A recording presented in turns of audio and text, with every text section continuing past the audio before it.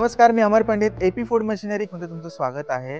तर आज आपण बघणार आहोत आपल्या कंपनीचं हॉटेस्ट सेलिंग प्रोडक्ट जे की पापड मशीन आहे। आम्ही जवळजवळ 10 वर्षापासून पापड मशिनरी, फूड प्रोसेसिंग मशिनरी बनवत आहोत।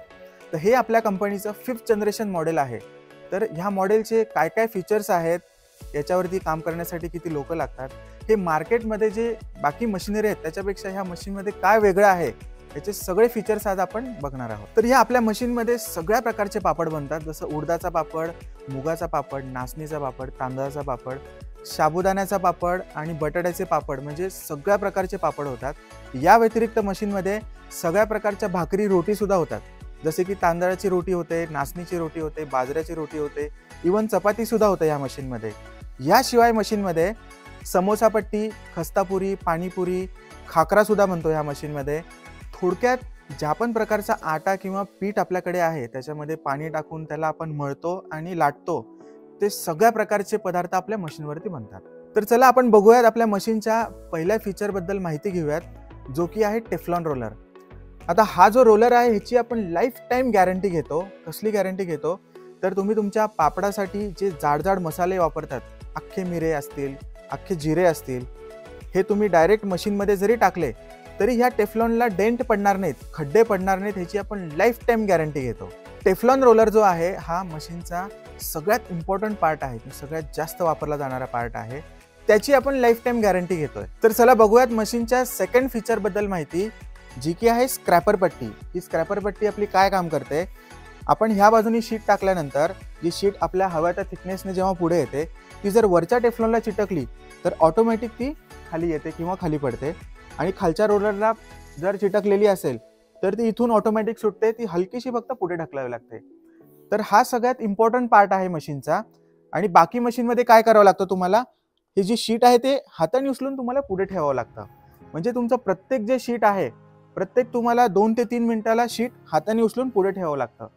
तर ही स्क्रॅपर पट्टी काय काम करणार आहे की तुमचं शीट वरच्या बाजूला चिटकू द्या किंवा खालच्या बाजूला चिटकू द्या, ते ऑटोमॅटिक सुटणार आहे आणि बेल्टवर येणार आहे। तर चला बघूयात आपल्या मशीनच्या तिसऱ्या फीचर बद्दल माहिती। आपला जो डाय रोलर आहे त्याला जो बसवलेला जो गार्ड आहे तो SS मिरर फिनिश मध्ये आहे। याचा उपयोग असा होणार आहे की जेव्हा लाटी तुम्ही ह्या बाजूने टाकणार आणि ती पुढे येणार, जी ऑटोमॅटिक आपल्या स्क्रॅपर ब्लेड वरून जेव्हा बेल्ट वरती येणार, तर ते ऑटोमॅटिक तुम्हाला रिफ्लेक्शन मध्ये काम करण्याच्या जागेवरून दिसणार आहे। या रिफ्लेक्शन मध्ये तुम्हाला प्रत्येक वेळी ह्या बाजूला पण यायची गरज नाही, तर लाटी ऑटोमॅटिक बरोबर येत असेल नसेल येत हे सगळं तुम्हाला रिफ्लेक्शन मध्ये दिसणार आहे। तर चला आपण बघूया मशीनच्या चौथ्या फीचर बद्दल माहिती, जो की आहे डाय रोलर। आता हे मशीन आहे 14 इंचचं आणि याला तुम्ही 12 इंचापर्यंत जवळजवळ 200 प्रकारच्या डाय बसवू शकता। 2 इंचापासून 12 इंचापर्यंत प्रत्येक शेपच्या साईजच्या डायज आपल्याकडे अवेलेबल आहेत। तर ह्या रोलरला तुम्ही हे वरचे नटबोल्ट आहेत हे हाताने लूज करून तुम्ही डाय रोलरला इझिली रिमूव्ह करू शकता आणि लावू शकता। आता ह्या डाय रोलरवरती डाय फिटिंग करण्यासाठी आपण सेल्फ स्क्रू लावलेले आहेत, जेणेकरून ते इझिली तुम्ही फिटिंग करू शकता आणि लूज पण करू शकता। आता हे जे होल्स दिलेले आहेत हे मल्टिपल डायसचे आहेत। ह्या रोलरवरती आपण 3 प्रकारच्या डायचे होल मारलेले आहेत, 6 इंच, 7 इंच आणि 8 इंच। आता ही डाय 6 इंच म्हणजे 150 mm ची डाय आहे। तुम्ही ह्याला 7 इंच, 8 इंच, 9 इंच, 12 इंचापर्यंत डाय तुम्ही ह्याला फिटिंग करू शकता। तर चला बघूयात आपण मशीनच्या 5व्या फीचर बद्दल माहिती, जे आहे एमर्जन्सी बटन, जे सगळ्यात इम्पॉर्टंट आहे। हे फीचर आपल्या मशीनला 100% सेफ्टी देतं। आता इथे जे पुश बटन आहे हे बटन थांबवण्यासाठी अगदी तुम्हाला 1 सेकंड पण लागत नाही। आता इथे जो काम करणारा माणूस आहे त्याला जर मशीन चालू बंद करायची गरज पडली तर त्याला जिथे मशीनचं स्विच आहे तिथपर्यंत जायची गरज नाही, तुम्ही इथूनच मशीन पूर्ण स्टॉप करू शकता। आता मशीनवरती कमीत कमी 2 माणसं काम करतात, तर हे मशीन थांबवण्यासाठी पहिलं आणि तिसरं स्विच आहे। आता इथे जो पापड उचलणारा जो व्यक्ती आहे त्याला जर मशीन थांबवायची गरज पडली तर तिकडे सांगायची गरज नाही किंवा मेन स्विच पर्यंत पण जायची गरज नाही, तुम्हाला इथूनच मशीन स्टॉप करता येणार आहे, जेणेकरून तुमचं वेस्टेज जाणार नाही। पापड उचलताना जर काही घाई गडबड झाली, पापड पडत असतील तर तुम्ही लगेच मशीन स्टॉप करू शकता। आणि तिसरं आपण जे एमर्जन्सी स्विच दिलेलं आहे ते आपल्या मिक्सरसाठी दिलेलं आहे। एमर्जन्सी स्विचने होणार काय, तुमची एनर्जी सेव्हिंग होणार आहे। ज्या मोटरचं किंवा ज्या तुम्हाला मशीनचं काम पडत आहे तेव्हाच ते बटन आपल्याला वापरायचं आहे। मशीनचं जे मिक्सर आहे, जे शीट मेकर आहे, त्याचं बटन तुम्हाला हे मिडलला दिलेलं आहे, 2 नंबरचं बटन, ते स्टार्ट आणि स्टॉप तुम्ही इथूनच करू शकता।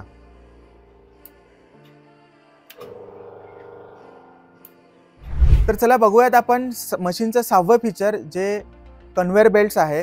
मशीनला 2 कन्व्हेअर बेल्ट आहेत, एक मेन कन्व्हेअर बेल्ट आहे आणि एक रिसिव्हर कन्व्हेअर बेल्ट आहे.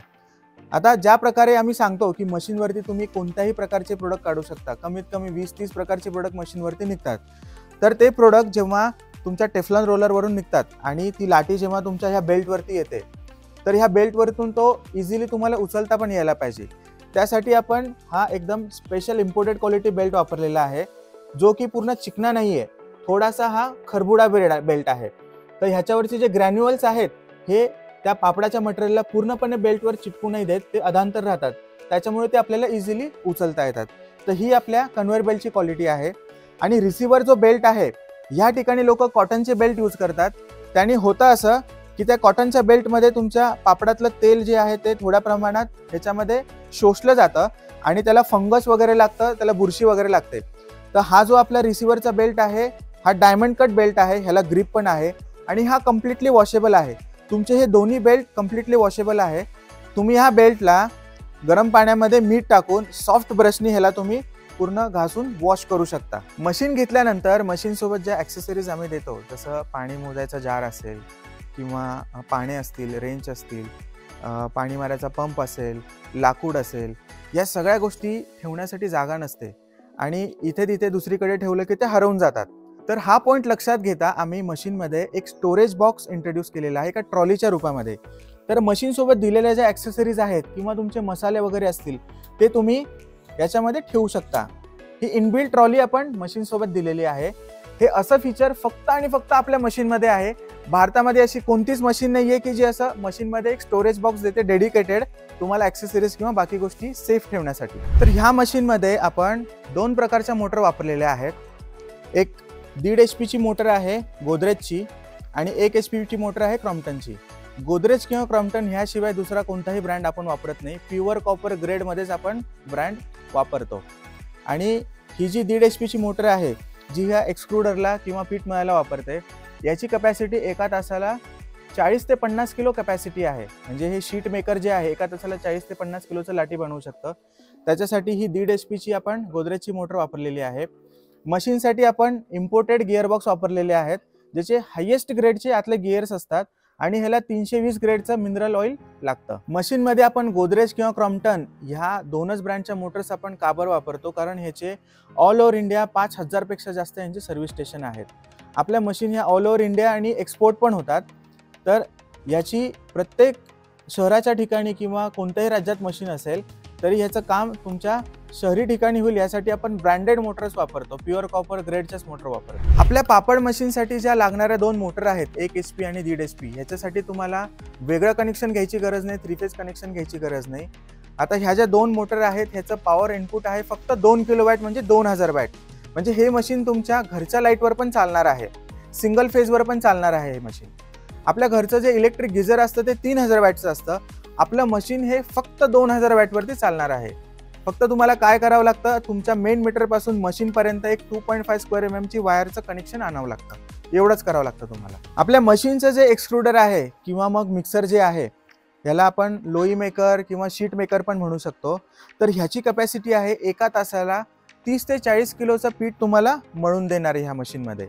या मशीनसाठी लागणारी जी 1.5 HP ची मोटर आहे आणि त्याला लागणारा जो गिअरबॉक्स आहे तो याचा पूर्ण लोड घेतो. कोणत्याही प्रकारचं मटेरियल आहे ते मळून तुम्हाला बाहेर काढून देतो. आपल्या मशीनवरती जी सगळी सिस्टम आहे, गिअरबॉक्स मोटरची सिस्टम आहे, ती मशीनच्या एका बाजूनीच आहे.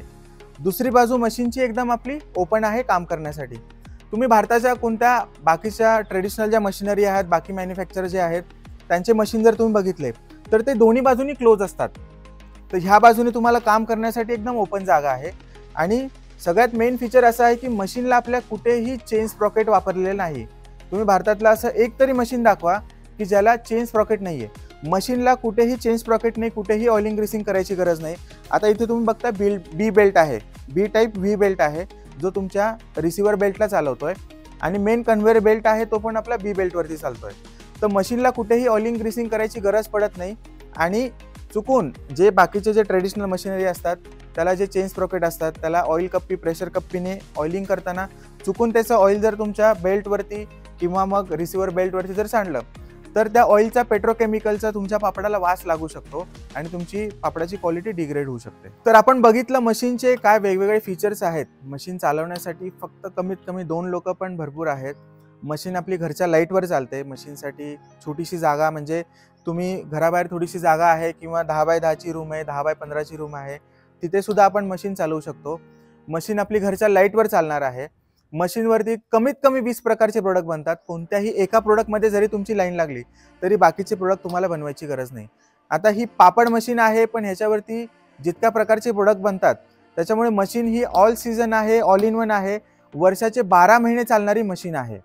आणि ह्या मशीनबद्दल अजून तुम्हाला जर माहिती पाहिजे असेल, अजून काही वेगळे मशीनचे फीचर्स आहेत, मशीन खरेदी करण्यासाठी तुम्हाला काय लागतं काय नाही, मशीनसाठी फायनान्स पण अवेलेबल आहे, याची पण तुम्हाला अगर संपूर्ण माहिती पाहिजे असेल तर तुम्ही स्क्रीनवर दिलेल्या नंबरवरती कॉन्टॅक्ट करा।